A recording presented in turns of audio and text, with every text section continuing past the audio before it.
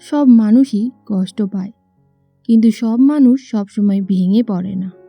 কেউ একই পরিস্থিতিতে থেমে যায়, আর কেউ ধীরে ধীরে সামনে এগিয়ে চলে। এই পার্থক্যটা শক্তির না, এই পার্থক্যটা ভাগ্যেরও না। এই পার্থক্যটা হচ্ছে মানুষের কষ্টের মুহূর্তে নিজের পাশে দাঁড়াতে পারে কিনা সেটির। এই বই শক্ত মানুষ তৈরি করতে চায় না, এই বই মানুষকে নিজের বিরুদ্ধে না দাঁড়িয়ে নিজের পাশে দাঁড়াতে শেখায়। স্বাগতম মাইন্ড সামারি বাই স্বর্ণালীতে। আজকের বইটা কোনো মোটিভেশনাল স্পিচ দেয় না। এই বইটা আপনাকে বলবে না ভালো ভাবো, সব ঠিক হয়ে যাবে, আরও চেষ্টা করো। এই বই খুব নীরবে, খুব শান্তভাবে বলে যে জীবন কঠিন হবে, মনও ভাঙবে, ভয় আসবে, কিন্তু প্রশ্ন হলো তখন আপনি কি করবেন। আজকের বই হলো মেন্টাল টাফনেস। এই বইটি লিখেছেন ডেমন জাহারিয়াডেস। ডেমন জাহারিয়াডেস কোনো মোটিভেশনাল স্পিকার নন। তিনি মঞ্চে দাঁড়িয়ে হাত নাড়িয়ে কথাও বলেন না। তিনি লেখেন তাদের জন্য যারা চেষ্টা করছে কিন্তু বারবার ভেঙে পড়ছে। তিনি দেখেছেন মানুষ জানে কি করা উচিত, কিন্তু মানসিকভাবে সেটিকে ধরে রাখতে তারা পারে না। মানুষ শুরু করে, তারপরে আবার থেমে যায়, তারপর নিজেকে দোষারোপ শুরু করে। এই বই লেখা হয়েছে তাদেরই জন্য যারা অলস নয়, বরং মানসিকভাবে ক্লান্ত। এই বইয়ের জন্ম কোনো সাফল্যের গল্প থেকে হয়নি। এই বইয়ের জন্ম হয়েছে বারবার পড়ে যাওয়া মানুষদের বাস্তবতা থেকে। চলুন এবার দেখি মানুষের ভেতরে ভাঙন সৃষ্টি হলে মানুষ কিভাবে নিজেকেই নিজের শত্রু বানিয়ে দেয়। একটা সময় আসে মানুষের জীবনে যখন বাইরে থেকে তাকালে কিছুই ভাঙা মনে হয় না। সকাল আসে, কাজ চলে, দায়িত্ব শেষ হয়, সম্পর্কেও ভেঙে যায় না, সব কিছুই যেন নিয়ম মাফিক চলতে থাকে। কিন্তু এই নিয়মের ভেতরেই কোথাও একটা অদ্ভুত ভার যেন জমতে থাকে। এটা এমন কোনো ক্লান্তি না যেটা ঘুমালে সেরে যাবে বা ছুটি নিলে হালকা হয়ে যায়। এই সেই ক্লান্তি যেটা আসে নিজেকে প্রতিদিন প্রমাণ করার চাপ থেকে। ঠিকভাবে কাজ করছি কিনা, যথেষ্ট করছি কিনা, অন্যরা আমাকে কিভাবে দেখছে, আমি আসলেই পারছি কিনা। মানুষ তখন নিজেকে অলস বলে না, ব্যর্থও বলে না। সে শুধু নিঃশব্দে মনে মনে বলে আমি ঠিকভাবে পারছি না। এই একটাই বাক্য ধীরে ধীরে তার দিনের সঙ্গী হয়ে ওঠে। এই ঠিকভাবে পারছি না ভাবনাটা প্রথমে একটা সাময়িক অনুভূতি হিসেবে তৈরি হয়, কিন্তু সময়ের সঙ্গে সঙ্গে সেটা অভ্যাসে পরিণত হয়ে যায়। তখন প্রতিটা ছোট ভুল, প্রতিটা অসম্পূর্ণ কাজ, প্রতিটা পিছিয়ে পড়া মুহূর্ত আর আলাদা আলাদা ঘটনা থাকে না, সব কিছু মিলে যায় একটা বড় সিদ্ধান্তে। এটাই আমি। মানুষ তখন আর ভুলকে কাজের অংশ হিসেবে দেখে না, সে ভুলকে নিজের চরিত্রের প্রমাণ বানিয়ে ফেলে। সুতরাং ভাঙন শুরু হয় তখনই যখন মানুষ কাজ আর নিজের পরিচয়কে এক করে ফেলে। এই বই খুব শান্তভাবে কিন্তু খুব স্পষ্ট করে দেখায় যে মানুষ আসলে বাইরের পরিস্থিতিতে ভাঙে না, মানুষ ভাঙে নিজের সঙ্গে প্রতিদিন যে কথোপকথন চলে সেটিতে। দিনের শেষে কেউ হয়তো তাকে এসে কিছু বলেও না, তবু মানুষ নিজের মাথার ভেতরেই নিজেকে দাঁড় করায়, কাঠ করায়। সে নিজেই প্রসিকিউটর, নিজেই বিচারক আর নিজেই দোষী। এটা করা উচিত ছিল, ওটা কেন পারলাম না, অন্যরা পারলে আমি কেন পারছি না। এই প্রশ্নগুলো প্রশ্নের মতো শোনালেও আসলে এগুলো অভিযোগ। দিনের পর দিন এই অভিযোগ চলতে থাকলে মানুষের ভেতরের লড়াইয়ের শক্তি ক্ষয়ে আসে। সে আর নতুন করে দাঁড়াতে চায় না, কারণ সে আগেই নিজেকে হেরে যাওয়া মানুষ বলে মেনে নিয়েছে। এই অবস্থায় এসে মানুষ ভাবে তার আরও মোটিভেশন দরকার, আরও ইন্সপিরেশন দরকার। কেউ যদি এসে তাকে জোরে জোরে বলতো তুমি পারবে, কিন্তু বই এখানেই একটা গুরুত্বপূর্ণ বিষয়কে তুলে ধরে। সমস্যা অনুপ্রেরণার অভাব না, সমস্যা হলো নিজের ওপর চালানো এই অবিরাম আক্রমণ। সুতরাং বই বলে যে একটা মানুষকে ভেঙে ফেলে বাইরের কথা না, বরঞ্চ মানুষ ভেঙে যায় তার মাথার ভেতরে চলতে থাকা স্বরের দ্বারা। মেন্টাল টাফনেস এই জায়গায় এসে কোনো ইতিবাচক বাক্য শোনায় না, কোনো সব ঠিক হয়ে যাব জাতীয় আশ্বাসও দেয় না। এই বই বরং মানুষের আবেগকে নতুনভাবে দেখতে শেখায়।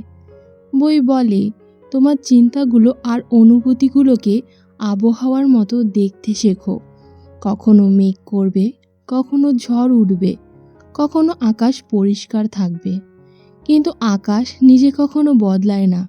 সমস্যা তখনই শুরু হয় যখন মানুষ প্রতিটা অনুভূতিকে নিজের পরিচয়ের সঙ্গে জুড়ে দেয়। আজ মন খারাপ মানে আমি দুর্বল, আজ ভয় লাগছে মানে আমি অযোগ্য, আজ আত্মবিশ্বাস নেই তার মানে আমার কিছুই হবে না। এই অনুভূতিগুলোই ধীরে ধীরে মানুষের পরিচয়কে দখল করে নেয়। বাইরে থেকে কেউ এই ভাঙনটাকে দেখে না, কারণ মানুষ তখনও কাজ করছে, হাসছে, দায়িত্বও সামলাচ্ছে, কিন্তু ভেতরে ভেতরে এই ভাঙন তার সমস্ত শক্তিকে নিঃশব্দে শুষে নিচ্ছে। এই বই শেখায় যে অনুভূতি সত্য, কিন্তু অনুভূতি কখনো চূড়ান্ত সত্য না। অনুভূতি আসে, থাকে, আবার চলেও যায়, কিন্তু মানুষ সে অনুভূতির বাইরে থাকে।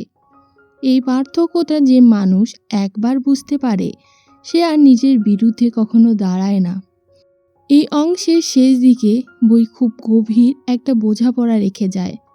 মানুষ ভাঙে তখনই যখন সে ভাবে এই অবস্থাটা স্থায়ী, এই ক্লান্তি যাবে না, এই ভয় যাবে না, এই অযোগ্যতার অনুভূতি তার সঙ্গেই থেকে যাবে। ভবিষ্যৎ সম্পর্কে এই ভুল ধারণাটাই মানুষকে থামিয়ে দেয়। মেন্টাল টাফনেস শুরু হয় এখানেই, যখন মানুষ বুঝতে শেখে যে কোনো মানসিক অবস্থায় চিরস্থায়ী নয়। আজকের অনুভূতি আজকেরই, আজকের দুর্বলতা শুধুমাত্র আজকের জন্যই। এই বোঝাপড়ার জায়গাটাই মানুষকে আবারও দাঁড়ানোর জায়গা করে দেয়, কারণ সে আর নিজেকে স্থায়ীভাবে দুর্বল হিসেবে দেখে না। মানুষ যখন দুর্বল হয় পরিস্থিতির জন্য হয় না, মানুষ দুর্বল হয় যখন সে নিজের চিন্তাকে নিজের পরিচয় বানিয়ে ফেলে। মেন্টাল টাফনেস শুরু হয় তখনই যখন মানুষ ধীরে ধীরে বুঝতে শেখে আমি যা অনুভব করছি আমি সেটাই নই, আমি হয়তো তার চেয়েও বড়। মন সব দিন প্রস্তুত থাকে না, আর কোনো দিনই থাকবে না। এই বোঝাপড়াটা হঠাৎ করে শক্ত বানায় না, বরং একটু বেশি বাস্তব বানায়।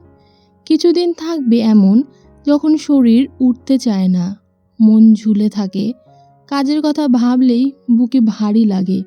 আবার কিছুদিন থাকবে ভয়, ভুল হয়ে যাবে না তো, পারবো তো, ঠিক হবে তো। আর কিছুদিন থাকবে এমন এক অদ্ভুত অনীহা যার কোনো নাম নেই, কোনো পরিষ্কার কারণও নেই। আগে এই দিনগুলোতেই মানুষ থেমে যেত, সে কাজ পিছিয়ে দিত, নিজেকে বোঝাতো আজ না কাল। এই কাল শব্দটা শুনতে খুব নিরীহ লাগলেও বইটি এখানে দেখায় যে এই কালই ধীরে ধীরে জীবনকে স্থগিত করে দেয়। কারণ জীবন আবেগের ক্যালেন্ডার দেখে চলে না, সময় থামে না, দায়িত্বও থামে না, সুযোগও অপেক্ষা করে না কারো জন্যেই। এই জায়গায় মানুষ প্রথমবার বুঝতে শুরু করে মন ভালো না থাকলেও জীবন চলতেই থাকবে, আর সেই চলার ভেতরেই আমাকে নিজের জায়গাটা করে নিতে হবে। সুতরাং মন প্রস্তুত না থাকাটা কোনো ব্যর্থতা না, এটা একটা মানবিক বাস্তবতা। মেন্টাল টাফনেস এখানে খুব সূক্ষ্ম কিন্তু শক্ত একটা পার্থক্য দেখায়। বই বলে না অনুভূতিকে অস্বীকার করো, ভয় পেও না, কষ্ট চেপে রাখো, বরং বই বলে যে অনুভূতিকে তার জায়গায় থাকতে দাও, কিন্তু সিদ্ধান্তের আসনে বসতে দিও না। কারণ যখন মানুষ কাজ করার আগে নিজের ভালো লাগার অনুমতি খোঁজে তখন সে আসলে নিজের জীবনকেই আবেগের হাতে তুলে দেয়। আজ ভালো লাগলে কাজ হবে, কাল লাগবে না, তখন কাজ হবে না। এইভাবে আবেগ ধীরে ধীরে মানুষের জীবনের চালক হয়ে ওঠে। বই খুব বাস্তব একটা উদাহরণ দেয় যে, যেমন শরীর ব্যথা করলে তুমি হাঁটা বন্ধ করো না, বরং ধীরে হাঁটো। তেমনি মন ভারী হলে জীবন থামাতে হবে না, শুধু গতি সামলাতে হয়। ডিসিপ্লিন এই জায়গায় কোনো কঠোর নিয়ম বা আত্মশাস্তি দেয় না। ডিসিপ্লিন মানে নিজের সঙ্গে করা ছোট ছোট প্রতিশ্রুতিকে রাখা। আজ বিশাল কিছু করার দরকার নেই, আজ শুধু শুরু করার দরকার। আজ হয়তো 10 মিনিট, হয়তো অল্প চেষ্টা, কিন্তু সেই চেষ্টা আবেগের অনুমতির জন্য অপেক্ষা করবে না। এই ছোট কাজটাই মানুষকে আবার নিজের কাছে ফিরিয়ে আনে। সুতরাং অনুভূতিকে সম্মান করো, কিন্তু একে দায়িত্ব দিও না। এই জায়গায় এসে মানুষের ভেতরে একটা সূক্ষ্ম কিন্তু গভীর পরিবর্তন ঘটে। আগে সে নিজেকে প্রশ্ন করত, আমার ইচ্ছে করছে তো, মন ভালো লাগছে তো, আজ শুরু করা ঠিক হবে তো। এই প্রশ্নগুলো বাইরে থেকে যুক্তিসঙ্গত শোনালেও ভেতরে ভেতরে এগুলো দায়িত্ব এড়ানোর নিরাপদ পথ তৈরি করে। বই দেখায় যে যতদিন মানুষ নিজের সিদ্ধান্তের আগে আবেগের অনুমতি চাইবে, ততদিন সে নিজের ওপর ভরসা করতে পারবে না। ডিসিপ্লিন শেখা মানে নিজের সঙ্গে কথা বলার ভাষা বদলানো। মানুষ তখন আর নিজেকে প্রশ্ন করে না, সে নিজেকে শান্তভাবে নির্দেশ দেয়, আজ এটা করা হবে। এই নির্দেশে কোনো রাগ নেই, কোনো চাপ নেই বা কোনো নাটকও নেই, আছে শুধু স্পষ্টতা। বাইরে থেকে এই সিদ্ধান্তগুলো খুব ছোট মনে হলেও কিন্তু ভেতরে ভেতরে এই সিদ্ধান্তগুলো একটা নতুন পরিচয় গড়ে তোলে। আমি এমন একজন মানুষ যে আবেগের ওঠানামার মাঝেও নিজের দায়িত্ব ধরে রাখি। এই পরিচয়টাই ধীরে ধীরে মানসিক শক্তির ভিত তৈরি করে। সুতরাং সিদ্ধান্ত প্রশ্ন না, নির্দেশ হলে তবেই শক্তি তৈরি হয়। এই বই বারবার খুব নির্দয়ভাবে মোটিভেশনের ওপর নির্ভরশীলতাকে ভেঙে ফেলে। মোটিভেশন ভালো, কিন্তু অনির্ভরযোগ্য। আজ আছে, কাল নেই। মানুষ যদি নিজের কাজ, লক্ষ্য আর জীবনের গতি মোটিভেশনের ওপর বানায়, তাহলে সে নিজের জীবনের নিয়ন্ত্রণই আবহাওয়ার হাতে তুলে দেয়। এই বই দেখায় যে ডিসিপ্লিন শেখা যায়, অভ্যাস করা যায়, আর ডিসিপ্লিন মানেই নিজেকে বিশ্বাসযোগ্য বানানো। যখন মানুষ বারবার নিজের ছোট প্রতিশ্রুতি রাখে, মন ভালো থাকুক বা না থাকুক, তখন তার ভেতরে একটা গভীর বিশ্বাস জন্মায়, আমি আমার কথাটা রাখি। এই বিশ্বাসটাই আসল মেন্টাল টাফনেসের মূল কেন্দ্রবিন্দু। শক্ত মানুষ মানে সে সব দিন ভালো অনুভব করে না। শক্ত মানুষ মানে সে নিজের ওপর ভরসা করতে পারে। সুতরাং আমরা বলতে পারি যে মোটিভেশন আসে এবং যায়, কিন্তু ডিসিপ্লিন থাকলে মানুষ নিজেকে ছাড়ে না। মেন্টাল টাফনেস জন্মায় তখনই যখন মানুষ আবেগকে সম্মান করে কিন্তু সিদ্ধান্তের আসনে বসতে দেয় না। ডিসিপ্লিন মানে নিজেকে কষ্ট দেওয়া নয়, ডিসিপ্লিন মানে নিজের ওপর ধীরে ধীরে ভরসা তৈরি করা, আর এই ভরসাটাই মানুষকে ভেতর থেকে আরও শক্ত করে তোলে। এই বইয়ের এই অংশে এসে মানুষ কোনো বড় পরিবর্তনের ঘোষণা শোনে না। এখানে কেউ হঠাৎ আলোকিত হয়েও ওঠে না। কেউ জীবনের সব সমস্যার সমাধানও একবারে পেয়ে যায় না। জীবন ঠিক যেমন ছিল তেমনই থাকে। দায়িত্ব রয়েছে, চাপ রয়েছে, অনিশ্চয়তাও রয়েছে, কিন্তু পার্থক্যটা খুবই সূক্ষ্ম কিন্তু অনেক গভীর। পার্থক্যটা হলো মানুষ এখন সমস্যার সামনে দাঁড়ানোর ভঙ্গি বদলে ফেলেছে। আগে যেখানে সামান্য চাপ এলেই সে ভেঙে পড়তো, এখন সেখানে সে দাঁড়িয়ে যায় না, সে চাপের ভেতর দাঁড়িয়ে থাকতে শেখে। সে বুঝতে শুরু করে যে এই ক্লান্তি, এই ভয়, এই ভারী অনুভূতি, এগুলো কখনো চিরস্থায়ী না। আজ এটা অসহ্য মনে হলেও কাল সেটা অন্যরকম লাগতে পারে। এই বোঝাপড়াটা তাকে অমর করে না, কিন্তু তাকে স্থির করে। সে আর প্রতিটা খারাপ দিনকে জীবনের চূড়ান্ত সিদ্ধান্ত বলে ধরে নেয় না। এটাই নীরব রূপান্তরের প্রথম চিহ্ন। মানুষ পরিস্থিতির ভেতরে থেকেও নিজেকে হারায় না। সুতরাং শক্তি মানে সমস্যা না থাকা না, শক্তি মানে সমস্যার ভেতরে দাঁড়িয়ে থাকা। মেন্টাল টাফনেস এই জায়গায় এসে পেন নিয়ে হওয়া সবচেয়ে বড় ভুল বোঝাবুঝিটাকে ভেঙে দেয়। এই বই পেনকে শত্রু বানায় না, আবার পেনকে গৌরবের বস্তুও বানায় না। পেন এখানে কোনো শাস্তি না, আবার কোনো পরিচয়ও না। পেন এখানে একটা প্রশিক্ষণ ক্ষেত্র মাত্র, যেখানে মানুষ শিখে যায় কিভাবে ভেঙে না পড়েও সহ্য করা যায়। আগে পেন এলে মানুষ ভাবত যে আমার সাথে এমনই হয়, আমার জীবনই এমন, আমি দুর্ভাগা। এখন সে পেনকে দেখে আলাদা চোখে। সে বুঝতে শেখে এই কষ্টটা আমার জীবনেরই একটা অংশ, কিন্তু এটা আমার পরিচয় না। এই বোঝাপড়ার ফলে পেন আর তাকে পুরোপুরি গ্রাস করতে পারে না। কষ্ট থাকে, কিন্তু কষ্টের সঙ্গে সেলফ কাইন্ডনেস আর আত্মঘৃণার গল্প জুড়ে যায় না। এটাই মেন্টাল টাফনেসের গভীর রূপ। ব্যথার মাঝেও নিজের পরিচয়কে অক্ষত রাখা। পেন অনুভব করা কোনো দুর্বলতা না, পেন হয়ে যাওয়াটা দুর্বলতা। এই নীরব রূপান্তরের আরেকটা লক্ষণ ধীরে ধীরে দেখা যায়। মানুষ আর সব কিছুর প্রতিক্রিয়া দেয় না। আগে সামান্য কথায় রাগ, সামান্য অবহেলায় কষ্ট, সামান্য ব্যর্থতায় আত্মসম্মান হারিয়ে যেত।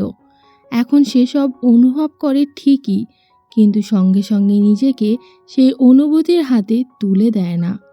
সে আর সব জায়গায় নিজেকে প্রমাণ করতে যায় না, সব কথার জবাবও দেয় না, সব ভুলকে নিজের অস্তিত্বের বিরুদ্ধে অভিযোগও বানায় না। এই সংযম বাইরের থেকে নিষ্ক্রিয়তা মনে হতে পারে, কিন্তু ভেতরে এটা গভীর শক্তির লক্ষণ। কারণ যে মানুষ প্রতিক্রিয়া না দিয়ে অবস্থান নিতে পারে, সে নিজের শক্তির অপচয় করে না। এই পরিবর্তন খুব একটা চোখে পড়ে না, কিন্তু এই পরিবর্তনই মানুষকে ভেতর থেকে স্থির করে তোলে। অর্থাৎ সব কিছুতে রিয়্যাক্ট না করাই অনেক সময় সবচেয়ে বড় শক্তি হয়। এই বইয়ের এই অংশে খুব সাধারণ একটা শিক্ষা দেয়, কিন্তু এটা খুবই ভারী। মেন্টাল টাফনেস মানে শক্ত হওয়া নয়, মানে কঠোর হওয়াও নয়, মানে আবেগহীন হয়ে যাওয়াও না। মেন্টাল টাফনেস মানে নিজের পাশে দাঁড়ানো। যেদিন সব কিছু এলোমেলো, যেদিন নিজের ওপরই বিশ্বাস কমে যায়, যেদিন মনে হয় কিছুই ঠিক হচ্ছে না, সেই দিনও নিজেকে বলা, আমি এখানে আছি, আমি পালিয়ে যাচ্ছি না। এই কথাটার মধ্যে কোনো বড় কথা নেই, কোনো সাহসিকতার ঘোষণাও নেই, কিন্তু এই নীরব অবস্থানটাই ধীরে ধীরে মানুষের জীবনকে বদলে দেয়। সে আর নিজেকে ছেড়ে দেয় না, সে আর নিজেকে হারিয়ে ফেলে না।